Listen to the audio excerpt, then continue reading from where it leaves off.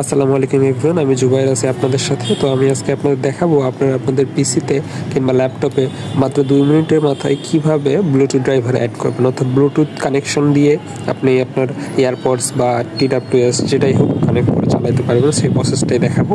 আসেন শুরু করা যাক।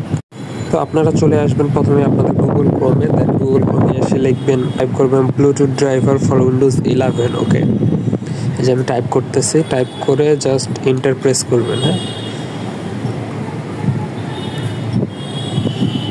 ইন্টারফেস করলে প্রথমেই যে এই যে ইন্টেলের যেটা আছে, ইন্টেল আর লেখা আছে, প্রথমে যে সাইটটা আসবে এটাতে ক্লিক দিবেন। হ্যাঁ, উইন্ডোজ 10-এও চলবে, 11-এও চলবে। নিচে দেখেন একটা ডাউনলোড অপশন আছে, এই যে অ্যাভেলেবল ডাউনলোডে ক্লিক দিবেন। 64 বিটের 64, এটা মূলত 64 বিটের, আর ম্যাক্সিমাম এখন 64 বিটেই হয়ে থাকে। তো আপনারা ডাউনলোডে ক্লিক দেন, আই অ্যাকসেপ্ট দিবেন। দেন ওই যে দেখেন ডাউনলোড হওয়া শুরু হয়ে গেছে। ওকে, এই যে ডাউনলোড হয়ে যাচ্ছে অলমোস্ট। হ্যাঁ, এখন আপনারা আপনাদের ফাইল ম্যানেজারে যাবেন, অর্থাৎ দিস পিসির যে ডাউনলোড অপশন ওইখানে যাবেন। ওইখানে গেলে আপনারা ফাইলটা দেখতে পাবেন। তো তারপর জাস্ট এই যে এরকম ইন্টারফেস আসলে নেক্সট করে নেক্সট করবেন। তারপর আই অ্যাকসেপ্ট।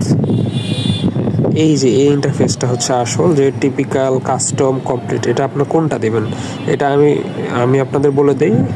আপনাদের এমন ইন্টারফেস আসবে তখন আপনারা অবশ্যই কমপ্লিট দেবেন। হ্যাঁ, টিপিক্যাল কাস্টম দাদা কমপ্লিট দিয়ে ইনস্টল দিয়ে দেবেন।